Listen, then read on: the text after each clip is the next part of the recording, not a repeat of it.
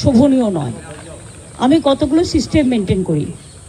আজকে 15ই আগস্ট স্বাধীনতা দিবস। অনেকেই আসেন যারা আমন্ত্রিত থাকেন, অনেক সাংবাদিক বন্ধুদের সাথেও দেখা হয় যারা দীর্ঘদিন আমরা একসাথে কাজ করেছি। আমরা একটা আড্ডা মারিও। তাই আমি যখন এসছি আমি বলেছিলাম আমি একা আসতে আমার একটু প্রবলেম আছে, তাই আমি টিম নিয়ে আসব। আমরা কিন্তু একসাথে 10-12 জন এসছি। এটা স্বাধীনতা দিবসের প্রোগ্রাম বলে তাই। হ্যাঁ, গভর্নমেন্টের যখন ইম্পর্টেন্ট কিছু থাকবে, ধরুন ওত নেওয়া বা এ মিনিস্ট্রি, তখন তো ওরা থাকবে সাথে, তখন আসা যেতেই পারে। যাই হোক, এর থেকে বেশি আমি কিছু বলবো না। সবাইকে আজকের দিনে স্বাধীনতা দিবসের অনেক অনেক যারা দেশের জন্য জীবন দিয়েছেন তাদের শ্রদ্ধা করছি। এবং আজকের জেনারেশনকে আমি অনুরোধ করব, ফ্রিডম স্ট্রাগল, অনেকে লড়াই করেছেন, কেউ গান গেয়েছেন, কেউ জাগরণ করেছেন, কেউ সমাজ সংস্কার করেছেন।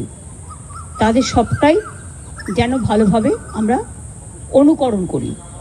কারণ বাংলার মাটিটা কিন্তু মনে রাখতে হবে, এটা সংস্কৃতি, সংহতি, সম্প্রীতির এবং নানা ভাষা, নানা মত, নানা পরিধান, বিবিধের মাঝে আছে ঐক্য মহান। এটা কিন্তু বৈচিত্র্যের মধ্যে ঐক্যটাই আমাদের সবচেয়ে বড় আমাদের লক্ষ্য। এবং এটা বাংলা এই সংস্কৃতিটাকে বহন করে নিয়ে চলেছে আমাদের পূর্বসূরীদের থেকে।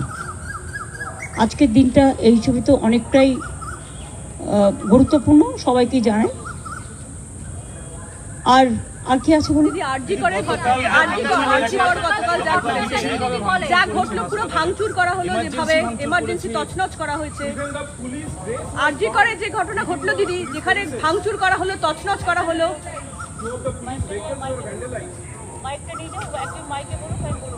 दीदी आरजीकर की घटना पे দিদি, আরজি করে যে ঘটনা ঘটেছে গতকাল রাত্রে, যেভাবে তাণ্ডব চালানো হয়েছে, এমার্জেন্সি ভাঙচুর করা হয়েছে, আন্দোলনরত ছাত্রছাত্রীদের মঞ্চটাও ভেঙে দেওয়া হয়েছে, এটাকে কিভাবে দেখছেন? আপনারা যখন এটা দেখাবেন প্লিজ কোয়েশ্চেনটাও দেখাবেন। আমি নিজে থেকে কিন্তু বলিনি, কোয়েশ্চেনটাও দেখাবেন। তার কারণ আমি কিন্তু নিজে থেকে কিছু রেজ করিনি। আপনারা আমাকে জিজ্ঞেস করছেন, আমি তার উত্তর দিচ্ছি। আমি যতটুকু ইনফরমেশন পেয়েছি, আমি ছাত্রছাত্রীদের কোনো দোষ দিচ্ছি না। বহিরাগত কিছু রাজনৈতিক লোক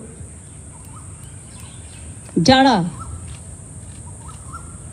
বাংলায় অশান্তি করতে চান, বাম এবং রাম, তারা একত্রিত হয়ে এই গন্ডগোলটা করেছে। আমার সবচেয়ে খারাপ লাগছে কি জানেন, ঘটনাটা তো দুঃখজনক। আমরা বারবার বলেছি ফাঁসি চাই, আমি তো কালকেও মিছিল করব ফাঁসির দাবিতে। তদন্ত তাড়াতাড়ি হোক, আমরা তো রবিবারের মধ্যে শেষ করব ঠিক করেছিলাম। তা কোর্ট যখন সিবিআইকে দায়িত্ব দিয়েছে, তারা যে সহযোগিতা চাইবে আমরা করব। এবং আমরা সমস্ত ডকুমেন্ট দিয়েছি।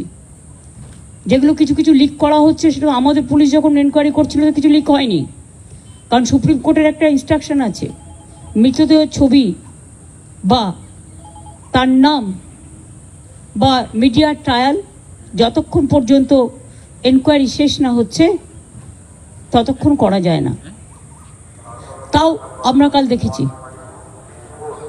আমার কথা হচ্ছে, মৃত্যুটা খুবই বেদনাদায়ক, তার পরিবারের প্রতি আমার পুরো সমবেদনা আছে। আমি কেন, আমাদের বাংলার সকলের, সারা দেশের সকলের। কখনো কখনো একাত্রা ঘটনা ঘটে যায়, এটা একটা সামাজিক ব্যাধি এবং এরা সমাজের শত্রু, এরা কেউ বন্ধু নয়। সেই জিনিসটাকে আমরা কখনো সমর্থন করি না, করতে পারি না। কালকে উত্তরপ্রদেশেও সেম জিনিস ঘটেছে, একটা দলিত মেয়ের ওপরে। তার দুদিন আগে মধ্যপ্রদেশেও ঘটেছে।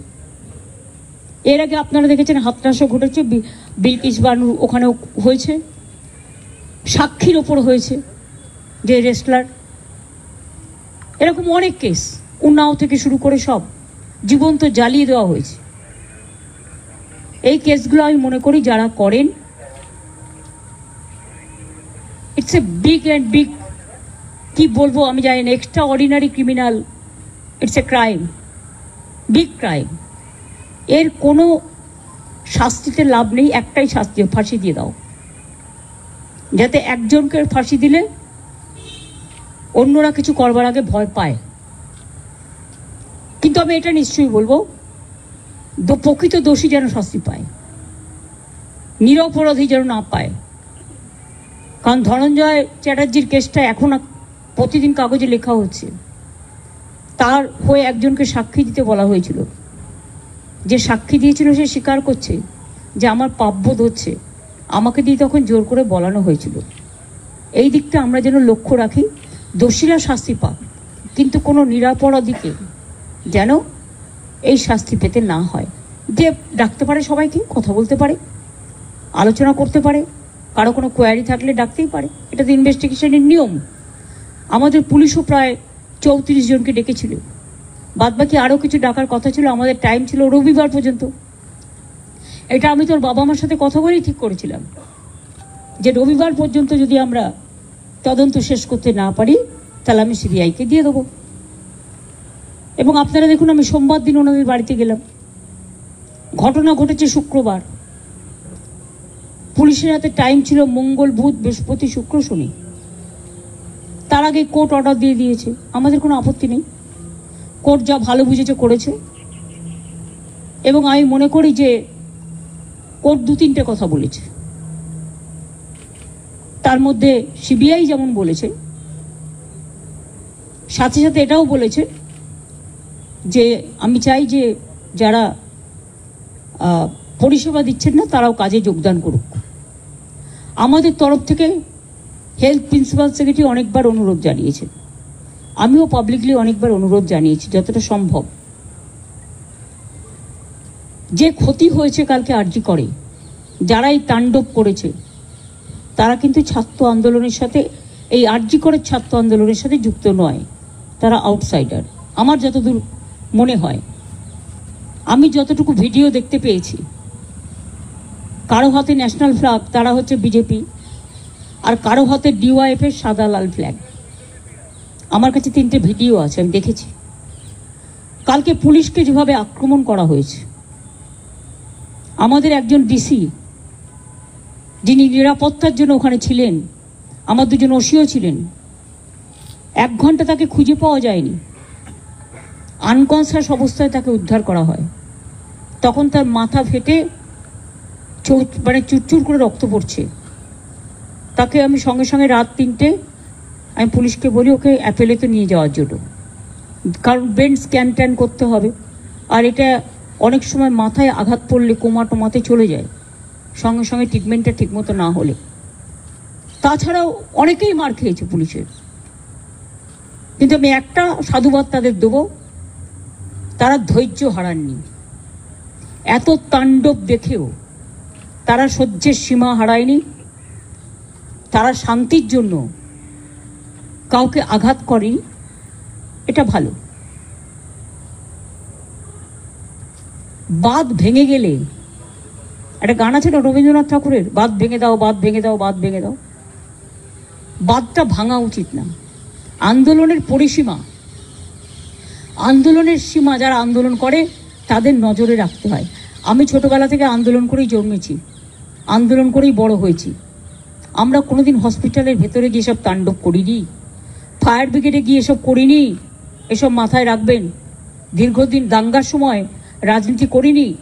বাবরি মসজিদ ধ্বংসের সময় আমি নিজে, তখন রাইটার থেকে কেউ বেরোচ্ছিল না, আমি নিজে বুদ্ধবাবুদের গিয়ে বলেছিলাম বলুন আমার কোনো সাহায্য লাগবে কিনা, কারণ সেই কদিন আমি একা রাস্তায় ছিলাম আর কেউ ছিল না। আর তখন একদিন শুধু 4-5 দিন বাদে মাদার টেরিজার সাথে আমার একটা দেখা হয়েছিল লামাটিনা, লোরেটো শিয়ালদার একটা স্কুলে। সেখানে হঠাৎ করে দেখা হয়ে গেল, কারণ আমি রিলিফ দিতে গিয়েছিলাম।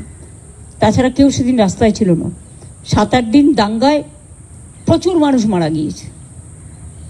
এবং আজও আমি আপনাদের বলি, অনেক পরিষেবা না পেয়ে ফিরে যাচ্ছে গ্রামের গরিব লোকগুলো। তাদের ক্ষমতা নেই, তারা বিনা পয়সায় হাসপাতালে চিকিৎসা পায়, স্বাস্থ্যসাথী কার্ড আছে। আজকে আমি শুনলাম মারা তো গেছে কয়েকজন, বাচ্চা থেকে প্রেগনেন্ট মাদার থেকে শুরু করে বিনা চিকিৎসায় চিকিৎসা দেওয়া হয়নি। কিন্তু তা সত্ত্বেও কিছু জুনিয়র ডাক্তার এবং অনেক সিনিয়র প্রফেসররা তারা অনেক জায়গায় এমার্জেন্সিগুলো করছেন বা ওপিডি করছেন, আমি তাদের অনেক অনেক ধন্যবাদ জানাই। আর বাদ বাকি যারা ধর্মঘটে এখনও আছেন সবটাই তো মেনে নেওয়া হয়েছে, অত কিছু বাকি নেই। আর এখন তো আমাদের হাতেও কেসটা নেই, কেসটা তো সিবিআইয়ের হাতে। আপনাদের কিছু বলার থাকলে আপনারা সিবিআইকে গিয়ে বলুন, আমার কোনো আপত্তি নেই, কোর্টকে গিয়ে বলুন। ম্যাটারটা তখন সাব জুডিস হয়ে গেছে। কাজে আমাদের তো এক্ষেত্রে সাহায্য করা ছাড়া আর তো কিছু নেই। কিন্তু দুটো ফ্লোর পুরো ভেঙে দেওয়া হয়েছে, মেডিসিনগুলো লোপাট করা হয়েছে এবং যত ইনফ্রাস্ট্রাকচার, ইকুইপমেন্টস, ইঞ্জেকশন থেকে শুরু করে যা যা লাগে টোটালটাই ধ্বংস করা হয়েছে। প্রায় আমি শুনেছি এটা, আমরা এখনো টোটালটা অনেক টাকার ইনফ্রাস্ট্রাকচার নষ্ট করা হয়েছে।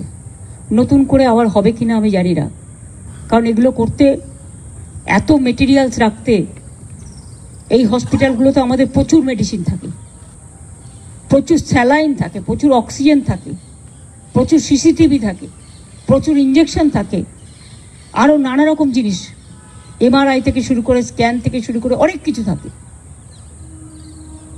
এবং আজকে আমি শুনলাম দু একজন পরিবার বলেছেন যে আমরা এখানে পেশেন্ট রাখবো না, ট্রিটমেন্ট হচ্ছে না, তার থেকে বেটার হচ্ছে আমরা বাড়ি নিয়ে যাব।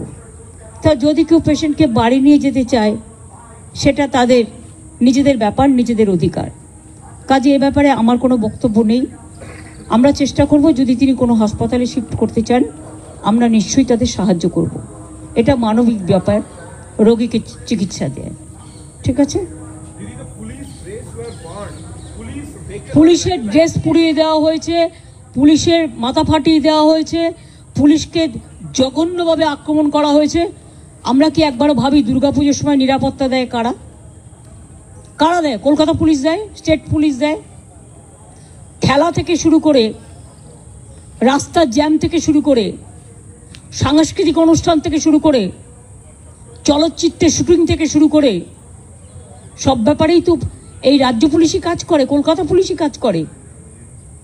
তাদের মারধরের ব্যাপারটা কি? তারা তো কিছু করেনি। তারা তো যতটা চেষ্টা করে ডিএনএ করেছে, তারা ভিডিও করেছে, তারা ফরেন্সিক টেস্ট করিয়েছে, জুডিশিয়াল ম্যাজিস্ট্রেটকে নিয়ে এসছে, যা যা করেছে 34 জনকে ডেকে কথা বলেছে, আরও কয়েকজনকে ডেকে কথা বলার জন্য ওদের হাতে 5-6 দিন ছিল।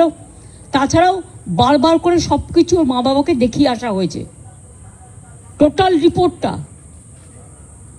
টোটাল ভিডিও, পোস্টমর্টমের রিপোর্ট থেকে শুরু করে ঘটনা সবটাই ওর বাবা আমাকে দেখিয়ে আসা হয়েছে এবং বলেছে বলুন এরপরে আপনাদের কোনো কোশ্চেন আছে কিনা। এটুকু থাক। আমাদের বাংলায় স্ট্রাইক হয় না, কারণ আমাদের স্ট্রাইক বন্ধ করা আছে। যে স্ট্রাইকে জয়েন করবে সে নিজেরটা নিজে বুঝে নেবে। বাট আমি সবাইকে আবেদন করব সব খোলা রাখতে। বাংলাকে অচল করে দেওয়ার পরিকল্পনা করে সন্ত্রাস করার একটা চক্রান্ত চলছে বাম আর রাবের। আমি সবাইকে বলবো সব সোশ্যাল নেটওয়ার্কের সবটা কিন্তু ঠিক নয়। আজকাল এআই এর মাধ্যমে আমি জানি না, হয়তো আমার মুখ বসিয়ে দিল, আমার গলাটা নকল করে কিছু বলে দিল, এতে বিশ্বাস করবেন না। আমি যখন বলবো সবাইকে বলবো। আর আমি টুইটারে আমি মেসেজ দিতে পারি বড় জোর, কিন্তু আমি বলতে যাবো কেন? দেখুন অনেক প্রেস আছে, তাকে আমি অডিও ভিজুয়াল এড আমি দিতে পারি, ভিডিও দিতে পারি। সুতরাং আপনাদের আমি এটা বলবো বারে বারে যে টোটাল সোশ্যাল নেটওয়ার্কে যেমন একটা প্লাসও আছে, মাইনাস হচ্ছে সাইবার ক্রাইমের একটা বড় জায়গা। কেউ কেউ ভাবছে মিথ্যে কথা বলে আমার ইউটিউবের চ্যানেলটার দর্শক বাড়িয়ে নিই এবং বাড়িয়ে নিয়ে আমি একটা ইনকাম করতে পারবো, এটা একটা ব্যবসা হয়ে গেছে। কিন্তু ব্যবসা করতে গিয়ে মিথ্যা অপপ্রচার করে আগুন লাগিয়ে দেওয়া, সাম্প্রদায়িকতা করা, দেশের মনে রাখবেন দেশের যে ঐক্য, মাতৃভূমিকে অপমান করা, অসম্মান করা, এটা ঠিক নয়। এদিকে আমি পুলিশকে বলেছি কড়া নজর রাখতে। আমি শুধু কেন, সেদিনকে নীতি আয়োগের মিটিংয়ে প্রধানমন্ত্রী যখন ভাষণ দিচ্ছিলেন তিনি প্রথম এটাই বলেছিলেন যে সাইবার ক্রাইমটাকে আমাদের খুব সিরিয়াসলি দেখা উচিত। এ ব্যাপারে আমি তার সাথে একমত। দিদি এই রাজভবনের বিবৃতিতে দিদি আমরা দেখলাম কেন্দ্রীয় প্রকল্পের কথা সবগুলো আছে, রাজ্যের যে এত ভালো ভালো প্রকল্প আছে আপনার একটাও উল্লেখ নেই। সেটা রাজার ব্যাপার, আমি তো প্রজা। দিদি আরজি করে নিরাপত্তা কি বাড়ানো হবে? আমি এ নিয়ে কিছু বলতে পারবো না, কারণ এটা পুলিশ দেখবে। পুলিশকে যদি মারা হয়, যে নিরাপত্তা দিতে গেছে তাকে যদি তার জামা কাপড় পুড়িয়ে দেওয়া হয়, তাকে আটকে রাখা হয়, তার সে আনকনসিয়াস অবস্থায় 1 ঘন্টা পড়ে থাকে, সেটা পুলিশ ডিসাইড করবে, আমি কে? দিদি আপনারা খাওয়া দাওয়া করলেন? Not a single drop of water also.